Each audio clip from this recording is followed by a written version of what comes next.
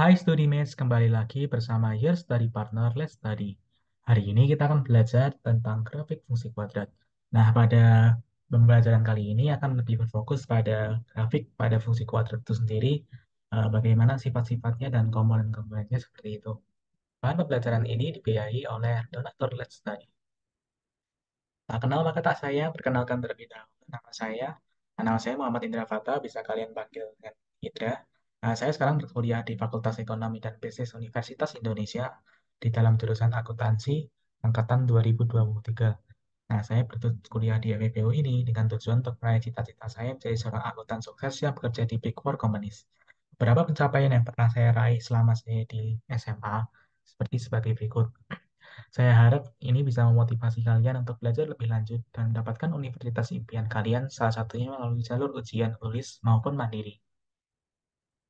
Nah, mungkin kita udah melanjutin pembahasan mengenai persamaan kuadrat. Jadi sekarang kita masuk mengenai grafiknya itu sendiri. Nah, jadi grafik kuadratnya itu digambarkan akan bentuknya itu seperti huruf O seperti ini. Dan huruf O-nya itu biasanya bergantung dengan koefisien dan konstanta yang ada pada persamaan kuadrat sendiri. Nah, bentuk-bentuk secara umumnya grafik kuadrat itu ada tiga. Yang pertama adalah yang mereka itu ada, sebenarnya ini yang Y sama dengan AX kuadrat. Terus yang kedua adalah Y sama dengan AX kuadrat plus C. Dan yang jenis ketiga ada Y sama dengan AX kuadrat plus BX plus C. Jadi ada tambahan BX di sini. Nah, untuk bentuk yang grafik pertama yakni grafik fungsi Y sama dengan AX kuadrat. Jadi bentuknya ini adalah seperti ini. Dengan grafiknya ini bakal selalu simetris dengan X sama dengan 0 dan titik puncaknya selalu Y sama dengan 0. Nah, contohnya itu ada seperti 2X kuadrat, 4X kuadrat, terus ada 8X kuadrat, 6X kuadrat, dan pokoknya formatnya itu adalah Y sama dengan AX kuadrat, hanya itu adalah sebuah angka bilangan. Bisa bilangan positif, bilangan negatif, tapi tidak mungkin 0. Atau kita bisa gambarkan juga seperti ini. Terus ada bentuk juga yang kedua namanya grafik fungsi Y sama dengan A kuadrat plus C. Jadi yang membedakan dengan sebelumnya adalah grafiknya itu terangkat sedikit dengan grafiknya ini. Ini kan sebelumnya kan menempel di nol ini. Nah, pada yang jenis kedua ini grafiknya itu terangkat tergantung pada berapa plus C-nya itu atau min C-nya yang ada pada persamaan fungsinya itu sendiri. Nah, jadi sifatnya itu juga masih sama. Beberapanya seperti garis simetris pada X sama dengan nol dan titik puncaknya itu pada C-nya ini. Jadi kalau misal contohnya itu plus 2, nanti titik puncaknya ada pada 2 ini. Jadi 0,2 titik puncaknya. Dan grafiknya bisa digambarkan seperti ini. Untuk Y sama dengan 2X kuadrat plus 2. Dan contoh yang terakhir ada grafik fungsi Y sama dengan AX kuadrat plus BX plus C. Nah, ini pemilihannya titik puncaknya itu berbeda lagi karena berada di titik XPYP. XPYP itu ada di sini. Jadi bisa titik puncak itu maknanya bisa titik maksimum atau titik minimum tergantung dengan eh, kesamaannya itu sendiri.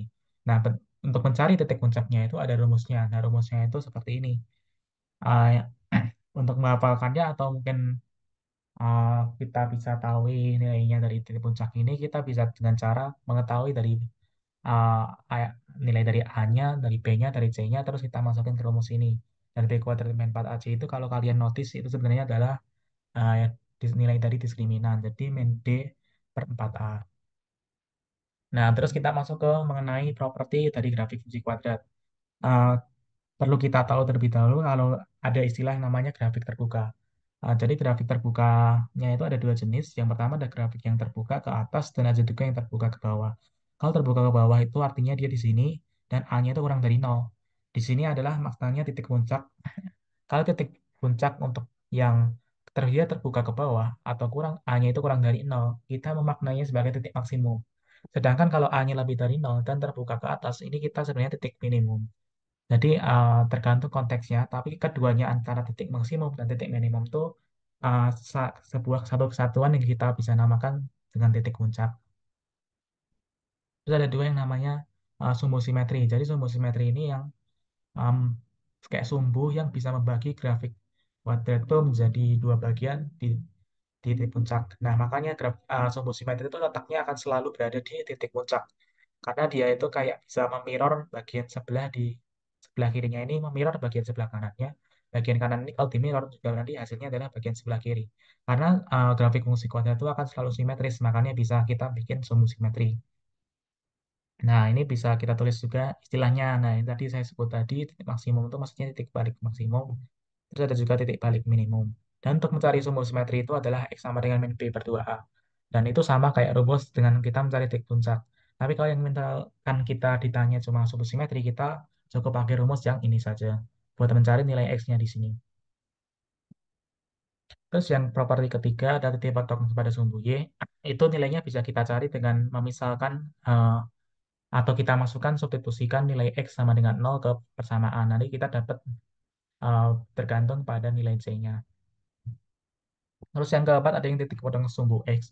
Itu bisa kita cari dengan mengsama dengankan atau substitusi Y sama dengan 0. Nah, nanti nilai diskriminan ini juga berpengaruh pada titik potong sumbu X-nya ini. Karena misal D-nya lebih dari 0, maka sumbu X-nya ini akan berpotongan di dua titik. Kalau D sama dengan 0, dia akan menyambung hanya satu titik pada si sumbu X, dan kalau D kurang dari 0, dia malah tidak menyinggung sumbu X sama sekali. Untuk gambarnya bisa kalian lihat seperti ini. Misal kalau dia memotong sumbu X, ini dia yang menyinggung. Kalau menyinggung itu maknanya dia hanya bertemu pada satu titik. Kalau memotong itu definisinya bisa aja dia itu memotong di satu titik, bisa juga di dua titik seperti itu. Karena di sini konteksnya masih diskriminan, dia berarti memotongkan pada dua titik. Kalau tidak memotong seperti ini. Dan untuk A-nya ini akan berpengaruh pada ke arah mana grafik itu berbuka ke atas atau ke bawah. Nah, terus propertinya yang kelima adalah properti titik ekstrim atau titik puncak. Nah, itu bisa ditentukan dengan rumus yang sama seperti tadi. Nah, kita masuk ke contoh soal. Dari contoh soal yang pertama, kalau kita diketahui sebuah fungsi kuadrat f(x) sama dengan 3x kuadrat plus 6x plus 2, tentukan titik puncak dari grafiknya. Kita sudah tahu sebelumnya kalau rumus dari mencari titik puncak itu adalah mencari titik koordinat di mana terjadi titik balik maksimum atau minimum dari fungsinya. Karena ini A-nya lebih dari 3, berarti ini adalah titik yang terbuka ke atas. Karena terbuka ke atas, kita mencari nilai minimumnya. Nah, untuk mencari nilai minimumnya, kita bisa menggunakan cara min B per titik min B per 2A dan min D per 4A. Nah, bisa kita pertama cari dulu nilai A, B, C-nya. Terus kita tulis nilai A, B, sama C-nya. Kita bisa masukin ke rumus. Min B per 2A. Ternyata koordinatnya adalah XP sama dengan min 1. Terus kita cari juga kemudian titik ekstrimnya pada Y. Dan ketemu hasilnya adalah min 1 juga. Sehingga titik puncaknya adalah min 1 dan min 1. Nah, untuk grafiknya kalau kita gambarkan bisa berbentuk seperti ini. Dengan titik minimumnya adalah min 1 dan min 1. Nah, terus ada properti yang keenam. Ada nilai determinan. Dia ini sudah kita pelajarin juga di video-video sebelumnya. Kalau dia D-nya itu lebih dari 0, dia akan berpotongan pada dua titik. Kalau D sama dengan 0, berpotongan pada satu titik. Dan D kurang dari 0, berpotongan tidak berpotongan dengan sumbu X. Dan kita sudah belajar juga dengan istilah definite positif dan ada juga definite negatif. Dan bisa kita gambarkan seperti ini. Nah, ini untuk kita udah singgung sebelumnya. Jadi, kita akan bahas sifat-sifat grafik fungsi kuadrat berdasarkan nilai dari masing-masingnya ini. Jadi, kita bahas mengenai A-nya itu pengaruhnya pada fungsi kuadrat itu apa, terus kita taruh pada grafiknya itu apa, terus kita yang B ini kita pengaruhnya pada grafik apa, dan C ini pengaruhnya pada grafik itu seperti apa. Nah, misal kalau A-nya ini lebih dari 0, ya itu akan bernilai positif dan akibatnya dia akan kurvanya menghadap ke atas, eh, membentuk huruf U. Sedangkan kalau A-nya kurang dari 0, dia akan membentuk huruf kebalikan dari berlawanan dengan huruf U, bisa kalian katakan huruf N seperti itu. Nah, sedangkan kalau nilai B-nya ini akan mempengaruhi pada sumbu simetrinya. Kan kita tahu kan kalau sumbu simetri itu kan X sama dengan min B per 2A. Nah, dengan adanya rumus sifat ini, kita bisa tahu kalau misal B-nya itu 0, maka titik puncaknya akan selalu berada di sumbu Y karena 0 per 2A itu sama dengan 0. X-nya akan 0 selalu. Sehingga berada di sumbu Y. Sedangkan kalau misal A sama B-nya itu bertanda sama, misal positif sama positif dan negatif sama negatif, nanti titik puncaknya akan sebelah di kiri sumbu Y. Dan kalau misal A-nya sama B-nya bertanda beda, positif dan negatif, maka titik puncak akan berada di sebelah kanan sumbu Y. Karena kalau kita masukin ke rumus, Karena nanti hasilnya misal kalau yang ini kan berarti hasilnya akan negatif nih, makanya dia berada di sebelah kiri. Sedangkan kalau yang ini dia kan hasilnya kan selalu positif nih. Nah, makanya dia akan di sebelah kanan seperti itu. Nah, terus untuk yang C, dia nanti akan mempengaruhi pada kayak gimana ya? Kayak dia itu mengangkat atau menurunkan ketinggian dari U-nya itu. Jadi kan kalau default kan sebenarnya huruf U-nya kan seperti ini di sini. Nah, karena ada nilai C, dia itu akan jadi turun ke bawah seperti ini. Atau mungkin dia akan naik jadi seperti ini. Nah, jadi nanti akan membentuk sebuah, kalau kita taruh di titik potong fungsi kuad uh, sum- sumbu Y itu akan sebuah fungsi kuadrat akan menjadi titik 0, C.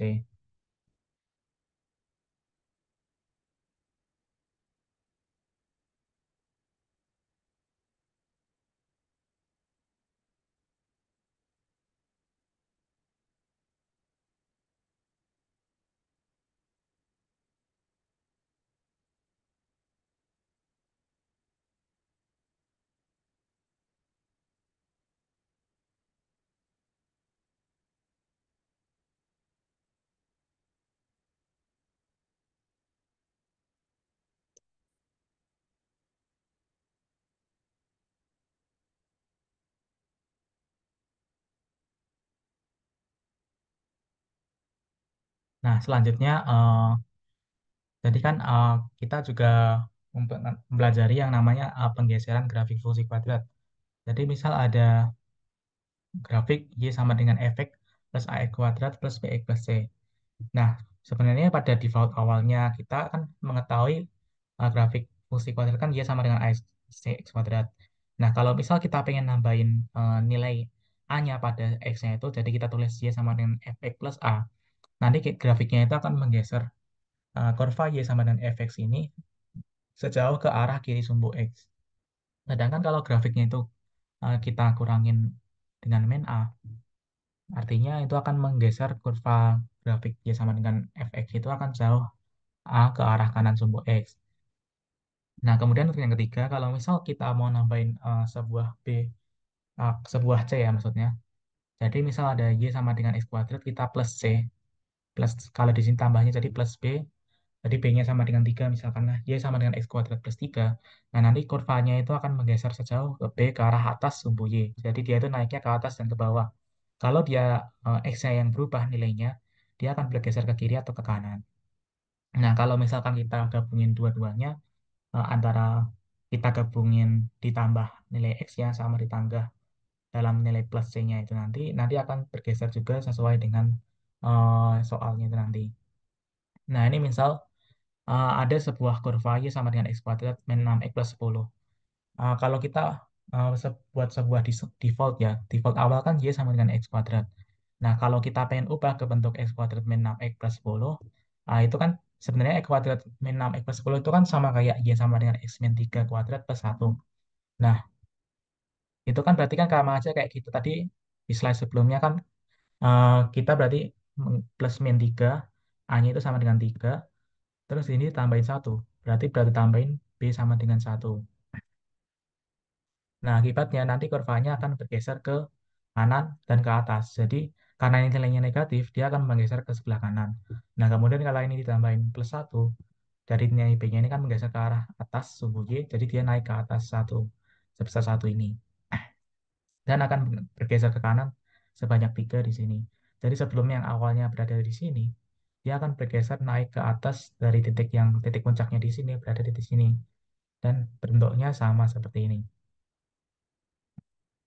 Nah, terus kita masuk ke contoh latihan soal. Jadi yang ini soal tipe baru juga. Misal diketahui kalau kita itu ada disajikan informasi mengenai empat ini dan sebuah kurva dengan gambar seperti ini, kita disuruh mencari kesalahan gambar grafik dengan fungsinya itu efek sama dengan ini dan gx-nya itu sama dengan ini. Terus kita cari pernyataan yang benar yang mana. Nah, untuk yang pembahasan soalnya, kita mulai dari pernyataan yang pertama dulu. Kita kan tahu fungsinya adalah x min plus 1 dan 2 pangkat x min 1. Nah, grafik Y sama dengan fx memotong sumbu Y di 0,2 sebagai informasi pertama. Apakah itu benar? Nah, karena So, kita coba masukin nih, titik potong dengan sumbu Y adalah saat X dengan 0. Nah, kita kan fx sama dengan min X plus 1, hasilnya Y sama dengan 1. Jadi titik potongnya kan 0,2. Padahal kenyataan kan 0,2 ya.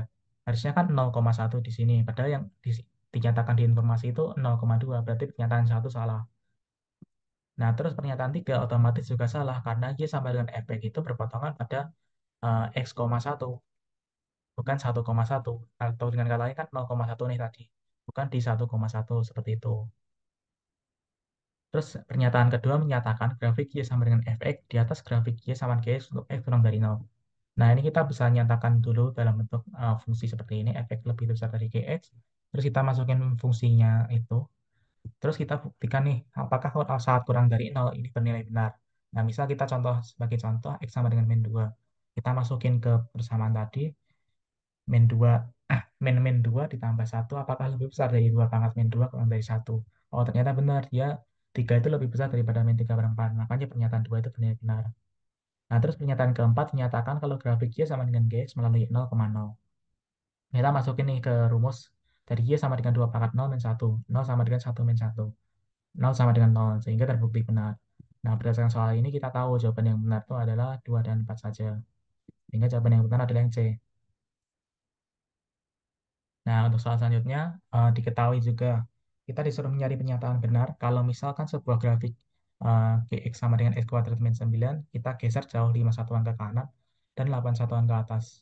Nah, kita disuruh nyari manakah pernyataan berikut yang benar. Yang pertama titik puncak, terus yang kedua ada apakah garis Y min 1 menyinggung garis kurva Y sama dengan fx, kemudian ada diskriminan persamaan fx lebih besar daripada 0, dan f1 sama dengan min 8. Nah, kita buktikan. Yang pertama terlebih dahulu kita tentukan dulu hasil fungsinya yang baru. Kan kita tahu kalau yang efek itu kan diperoleh dari Gx yang digeser sejauh 5 satuan ke kanan dan 8 satuan ke atas. Nah, kita tulisnya sebagai ini. Jadi, Gx sama dengan X kuadrat min 9, efek kurang dari 8. Sama dengan X min 5 kuadrat min 9.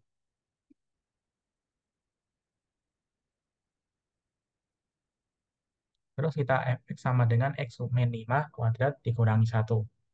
Fx sama dengan X kuadrat min 10x plus 24. Sehingga kita dapat titik puncaknya nanti Fx sama dengan X kuadrat min 10x plus 24. Nah, kita cari nih titik puncaknya. XB min B per 2A sama dengan min 10 per 2. Dan kita lanjutin terus sampai ketemu titik puncaknya, yakni 5, min 1. Nah, karena kita udah dapat titik puncaknya, berarti kita cek pernyataan yang pertama. Berarti titik yang pertama benar ya, kalau 5, min 1. Dan karena ada min satunya ini, berarti pernyataan kedua ini bernilai benar juga, karena min 1 ini juga ternyata benar menyinggung pada kurvanya Y sama dengan fx.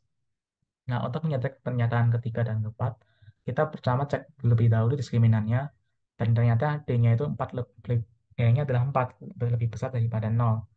Sehingga menjelaskan karena eh, pernyataan 3 dan benar. Jadi, kemudian kita kan suruh nyari nih, apakah F1 itu sama dengan min 8. Nah, karena kita masukin aja, hasilnya ternyata 15. Ternyata pernyataan 4 itu salah, karena nilainya itu 15, bukan sama dengan 8. Sehingga pernyataan 4 itu nilainya nggak benar. Seperti itu. Terima kasih kepada donatur study yang sudah membiayai dalam produksi materi ini. StudiMatch juga bisa banget mempelajari kembali materi e-book untuk penjelasan yang lebih lengkap, PowerPoint, dan latihan soal yang dapat kalian akses pada tautan di description box. Video bahan pembelajaran ini juga terdapat di playlist YouTube Let's Study. Nah, kalian juga bisa banget nih mendukung Let's Study dengan berdonasi dengan nominal berapapun yang digunakan untuk mengembangkan platform Let's Study. Selain donasi dalam bentuk uang, StudyMatch juga bisa membantu kami untuk membagi-bagikan platform Let's Study kepada teman ataupun masyarakat sekitar Anda. Serta jangan lupa memfollow akun sosial media Let's Study. Thank you for watching.